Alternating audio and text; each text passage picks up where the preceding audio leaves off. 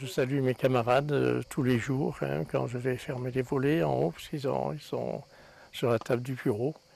J'ai une pensée émue pour eux, mais je ne pense pas à la guerre.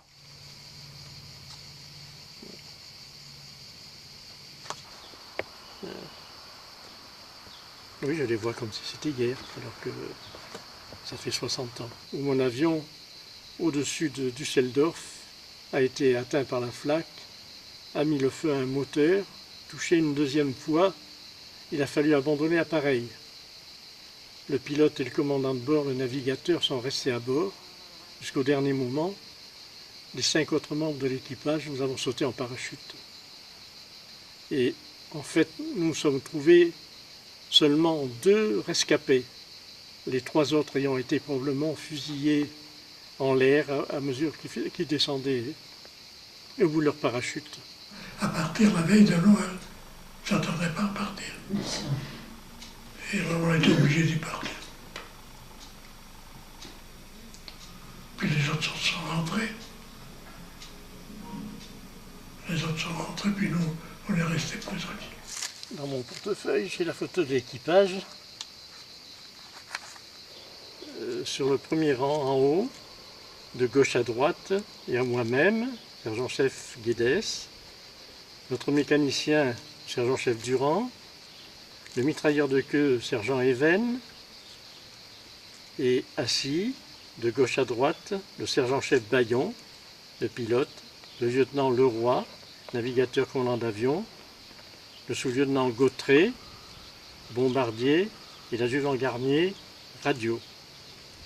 Il y avait vraiment une osmose entre les membres de l'équipage.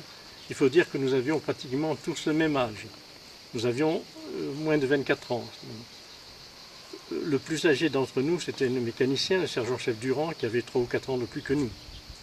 Mais c'était un monsieur très calme, un garçon très gentil et très pondéré. On l'appelait la mama, parce qu'il nous donnait des conseils, comme il était le plus âgé. Nous nous sommes retrouvés sur la base d'Elvington, fin juin 1944, alors que le groupe Guyenne était arrivé un mois plus tôt. Ce qui a permis au groupe Guyenne de faire les premiers bombardements lors du débarquement dans la nuit du 5 au 6 juin 1944. Notre avion, c'était un Halifax quadrimoteur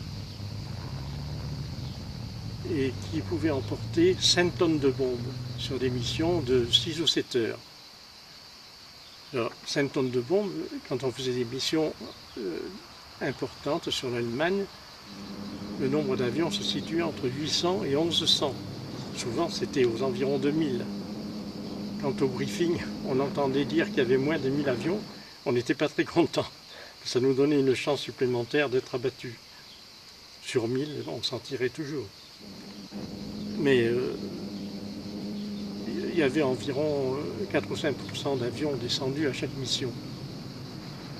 Et c'est pour ça que les Anglais avaient décidé qu'aux environs de 30 missions, suivant la mission importante, il y avait des points attribués, l'équipage serait mis au repos pendant 6 mois. Enfin, mis au repos ou travailler sur une base non opérationnelle. Et peu de gens ont atteint ces objectifs, puisqu'il y avait une chance sur 2 d'être abattus, et c'est ce qui s'est réalisé effectivement, puisqu'il y a 50%, entre 50 et 51% des équipages initialement engagés qui ont été abattus entre juin 1944 et mai 1945. Il se trouve que notre avion, nous, avait pour la lettre L, qui voulait dire Love en anglais, et cet avion a eu la malchance d'être descendu 5 fois. Avec mon équipage, nous avons été le 3e équipage descendu sur le nom de cet avion. Et il a encore été descendu 2 fois. Il avait une place prépondérante dans les avions qui étaient abattus, à tel point que, après la 5e fois, les mécaniciens ont obligé à ce qu'on change la dénomination. La lettre L n'existait plus.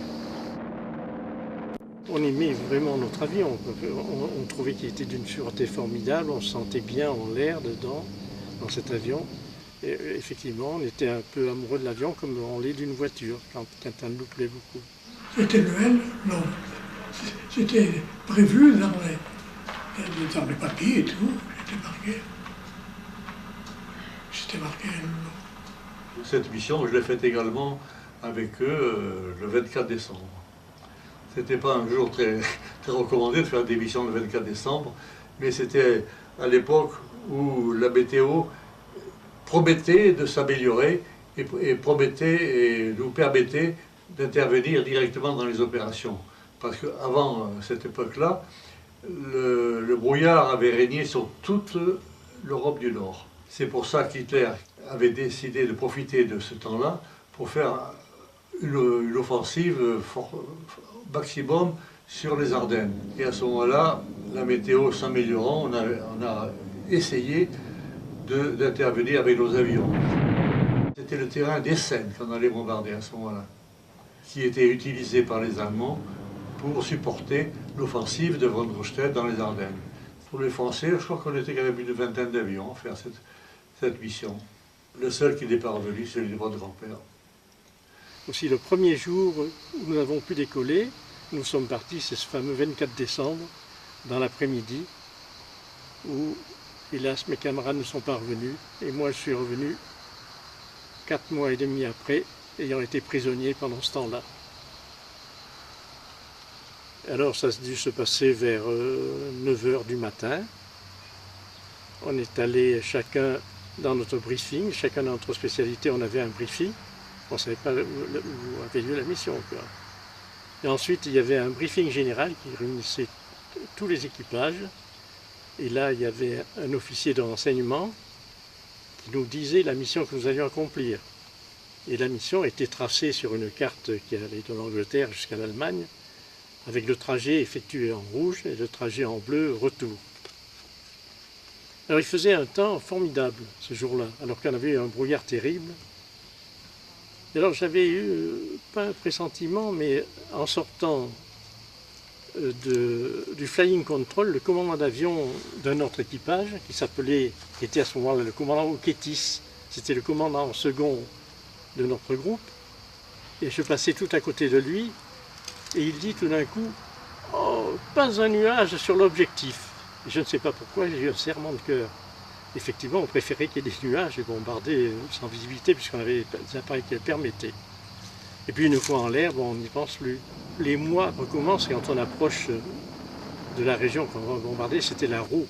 La Ruhr, c'était la région industrielle par excellence de l'Allemagne. Et c'est là où nous faisions presque tous nos bombardements.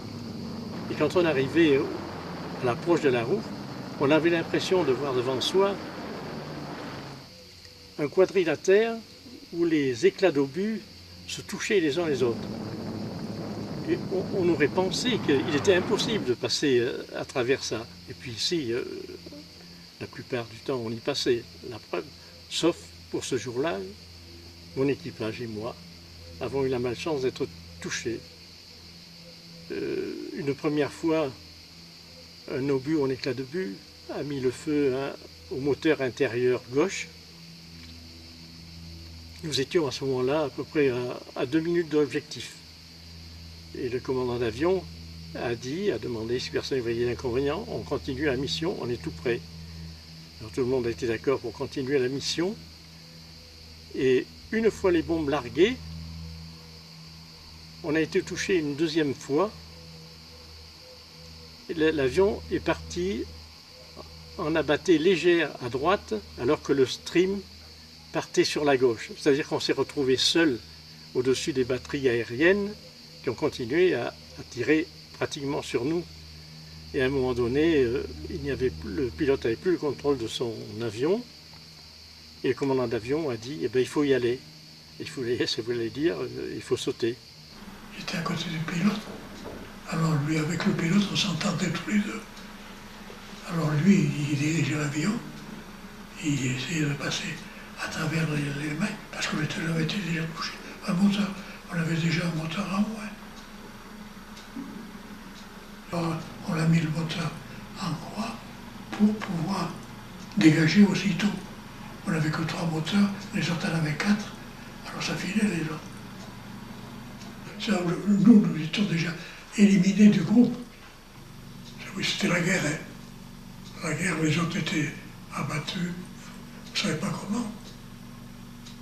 Mais nous étions en groupe, là. On avait été touchés le premier.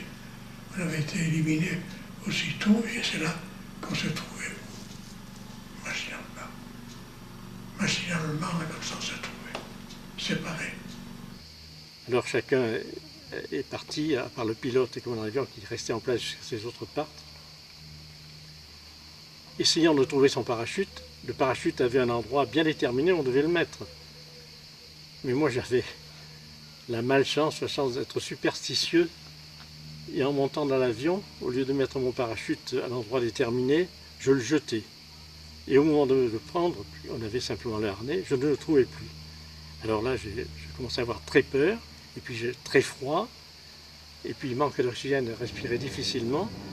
Nous étions à 6000 mètres. Et on venait de relever la température extérieure, il faisait, c'était le 24 décembre 1944, hein, même là, il faisait moins 50 degrés. Alors nous avions des combinaisons chauffantes et de l'oxygène, masque à oxygène.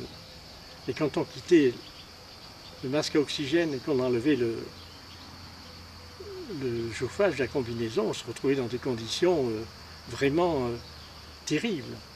J'ai fini par le trouver quand même et je l'ai accroché difficilement à mon harnais. Une première fois juste un côté, puis j'ai réussi à mettre le deuxième. Et c'est là que je me suis approché de la porte.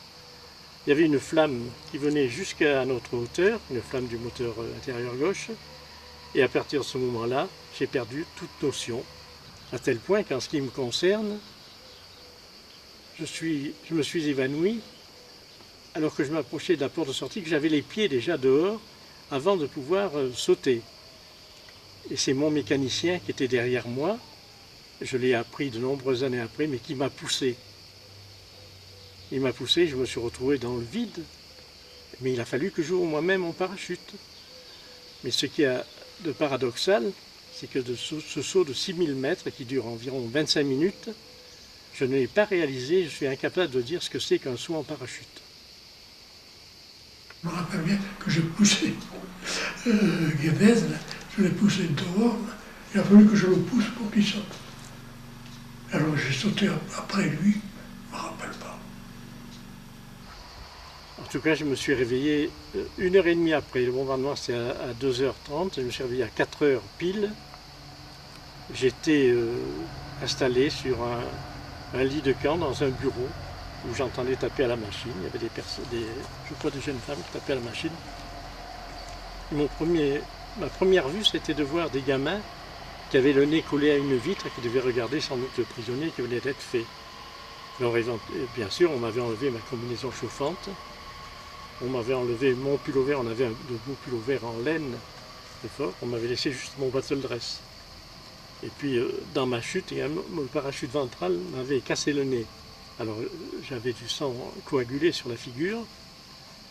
Et puis, j'avais surtout la colonne vertébrale en piteux état, mais je m'en suis aperçu que le lendemain, quand la douleur est chaude comme ça, on ne s'en aperçoit pas. Et je me suis retrouvé un peu... l'esprit un peu perdu, je ne réalisais pas tellement ce qui s'était passé, j'étais un peu comme l'idiot du village, un peu souriant, je voyais.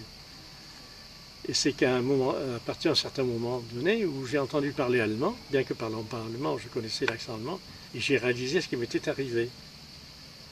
Et puis je me suis dressé sur mon lit, et on m'a fait me lever, et on a plié dans mon parachute certaines de mes affaires, on me les a mis sur le dos. J'ai été escorté par un ou deux vieux soldats allemands qui m'ont amené dans une prison civile, où je me suis retrouvé en présence d'Anglais qui avaient été abattus le même jour que moi, mais qui appartenaient à une autre base. Et eux étaient en pleine forme, d'ailleurs, il n'y avait pas de problème. Et moi, je n'étais pas heureux du tout, parce que c'était le 24 décembre où j'avais rendez-vous avec ma petite copine. Alors, j'étais pas rasé, j'attendais de rentrer le soir pour me faire beau. J'avais une barbe assez conséquente. Et puis ce sang coagulé sur la figure, personne ne m'a nettoyé, rien fait, rien du tout. Et je me suis retrouvé dans cette prison civile tout seul. Je ne savais pas si d'autres membres de mon équipage étaient vivants avec moi. Ce n'est que le lendemain soir, où j'ai retrouvé mon mécanicien dans une prison militaire où on nous avait amenés. On s'est retrouvés en prison le soir. On s'est retrouvés en prison, alors on est tombé dans les bras l'un de l'autre, bien sûr.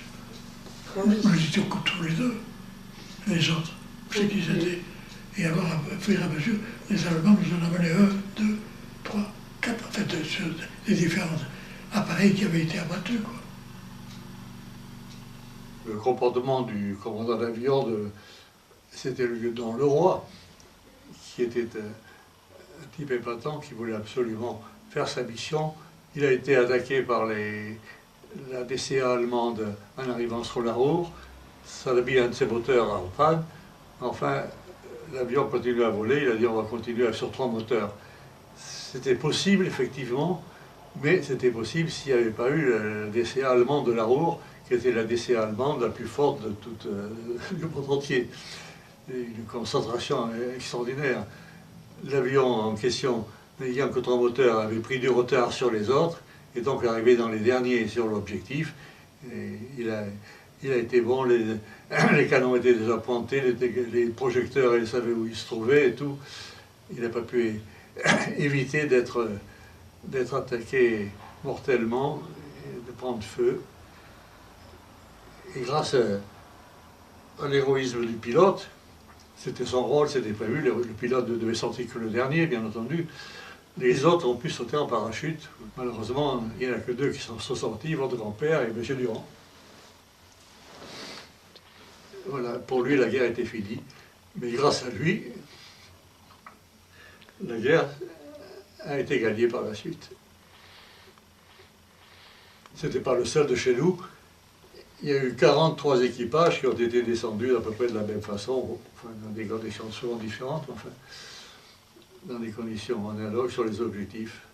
Dès le début, les Anglais nous avaient mis au courant. Quand on est descendu, arrivé en Angleterre, je pense avant qu'on y arrive, enfin en tout cas, dès qu'on est arrivé en Angleterre, ils nous avaient dit vous allez commencer votre entraînement, ça va être très dur, et on vous prévient, il faut prévoir des pertes.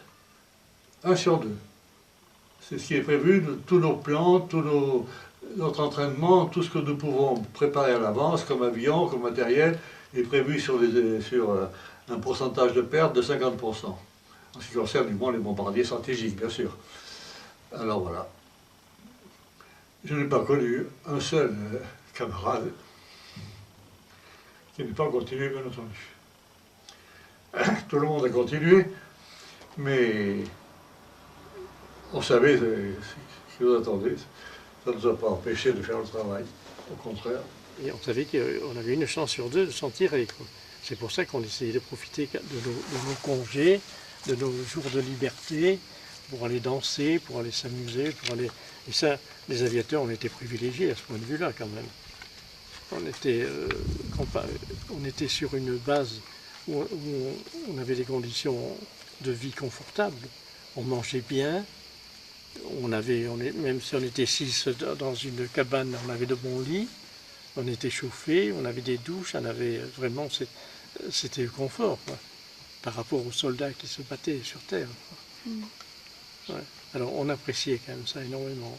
Ouais. Et on était conscient de cette chance qu'on avait, même si on savait qu'il y avait une chance sur 2 de ne pas revenir. On était content parce qu'on était volontaire pour aller là. On était content d'avoir fait notre boulot, mais on faisait notre travail, c'est tout. Et puis on savait qu'on était là pour défendre un idéal de liberté, surtout, parce qu'on avait appris quand même ce que faisaient les Allemands chez eux, bien que nous n'étions pas tellement au courant des camps d'extermination des Juifs et des prisonniers politiques. Mais on commençait à se douter qu'il y avait quelque chose d'affreux chez les Allemands et les SS en particulier. Alors on voulait à tout prix que ce régime disparaisse. Et c'est ce qui faisait notre force. Après, quand je suis arrivé en France, j'ai retrouvé mes avions à Bordeaux, j'étais heureux d'avoir fait ce que j'avais fait. Mais sans gloriole. Je trouvais ça presque normal. C'est difficile parce qu'on pense surtout à la chose qu'on devait faire. Et on oublie le reste. On oublie presque tout le reste. Presque tout le reste. Presque. Parce qu'on s'est rendu compte là, qu'au fur et à mesure que l'histoire avançait, là, comme ça, il y avait des choses qui s'effritaient, puis ça disparaissait. Jusqu'au jour où on est tombé, quoi. Et on est passé des Noël. Et puis, j'aime pas trop y revenir là-dessus. J'aime pas trop y revenir. Avec François Durand, mon autre camarade survivant, nous avons gardé des liens d'amitié, de fraternité même très très forts. On n'a jamais cessé de correspondre, de s'appeler au téléphone. En particulier le 24 décembre après-midi, c'était à celui de nous qui téléphonerait le premier pour se rappeler cet événement. Et nous avions l'habitude de nous retrouver aussi pour les réunions qui ont lieu chaque année à Grand-Cormézy où la stèle des groupes lourds est érigée. André, on est resté liés. Après, c'est qu'on s'écrivait, on se téléphonait. Enfin, il y avait des et André, bien sûr, on s'appelait par le prénom. Ah oui, on était les deux seuls, hélas. Bien sûr qu'on y pense.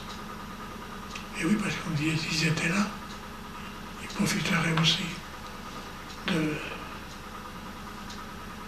notre plaisir, quoi, de savoir ensemble.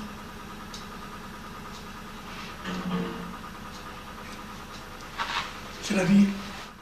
On se retrouve avec François Durand, on évoque rarement ses souvenirs, on vit dans le présent, on parle de notre santé parce que nous sommes âgés maintenant, on parle de nos enfants, de nos petits-enfants, mais on n'évoque pas des souvenirs de guerre. Parce que quand on a fait la guerre, on trouve que c'est affreux quand même, la guerre.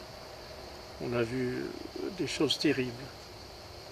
Et je crois qu'on voudrait l'oublier.